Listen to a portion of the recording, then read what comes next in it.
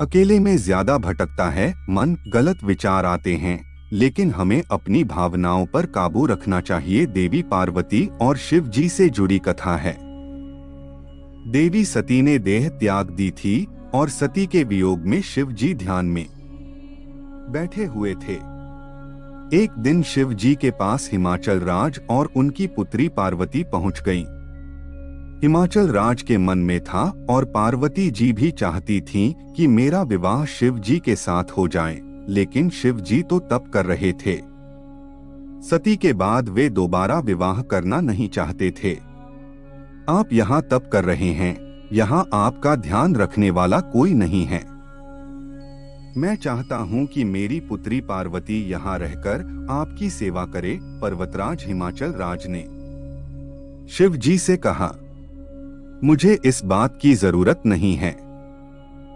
महिला की वजह से ध्यान, वैराग्य, तप बिगड़ जाता है। अगर एकांत में महिला रहेगी तो मेरा तप भंग हो सकता है।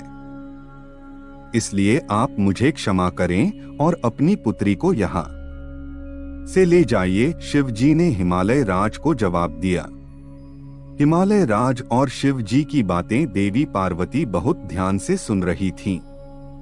आप कह रहे हैं कि आप तप कर रहे हैं, तो जब आप तप ही कर रहे हैं तो आपको ये आभास कैसे होगा कि ये शरीर महिला का है और ये शरीर पुरुष का है? पार्वती जी ने शिव जी से पूछा।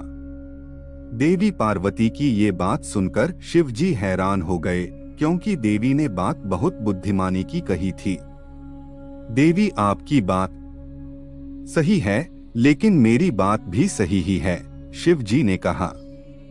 इसके बाद शिव जी ने हिमाचल राज से कहा कि आप चाहें तो समय समय पर कुछ देर के लिए देवी पार्वती यहाँ आ सकती हैं और यहाँ की व्यवस्था सुधार कर वापस लौट जाएं। शिव जी और पार्वती जी की सीख। इस कथा में शिव जी और पार्वती जी ने संदेश दिया है कि हमें अकेले में अपनी भावनाओं पर नियंत्रण रखना चाहिए।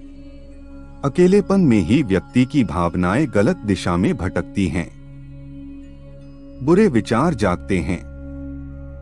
इसलिए एकांत में भावनाओं पर नियंत्रण रखें।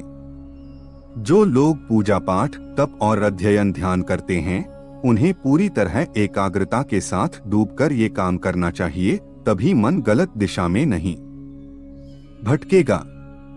जिंदगी छोटी है, इसे जियो।